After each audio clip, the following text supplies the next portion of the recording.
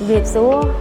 lịch trong số phản ní rồi nộp sọc và sát bà công khai sinh riệp lịch trong cư chế sơ hà rụp có rụp bò ông ca chế bóc nơi nông năm pi pon và bảy nângបញ្ចប់ការសិក្សានៅសាកលវិទ្យាល័យឆ្នាំ2011ខ្ញុំបានរៀនមុខវិជ្ជាហិរញ្ញវត្ថុនិងធនាគារ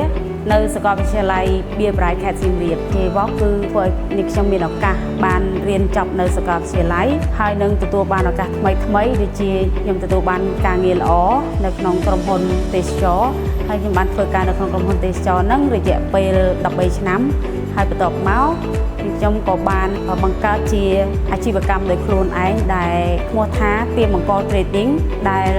គុតគង់ស្រូវអង្ករនិងគ្រាប់ធញ្ញជាតិជាចំណែកទីផ្សារមួយសម្រាប់កសិករដែលត្រូវការលក់ផលិតផលកសិកម្មរបស់ពួកគាត់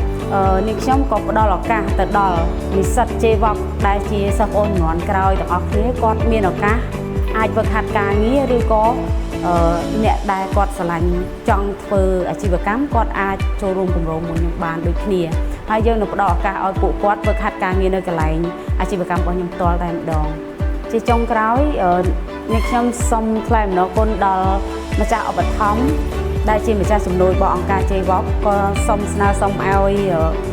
ម្ចាស់ជំនួយទាំងអស់នៅតែបន្តការគ្រប់គ្រងដល់អង្គការ JVOC ដើម្បីឲ្យអង្គការ JVOC បានផ្ដល់ឱកាសទៅដល់សិស្សនិស្សិតដែលគាត់មានជីវភាពខ្វះខាតដូចជានាងខ្ញុំកាលពីមុនឲ្យគាត់មានឱកាសដូចជានាងខ្ញុំដែរសូមអរគុណ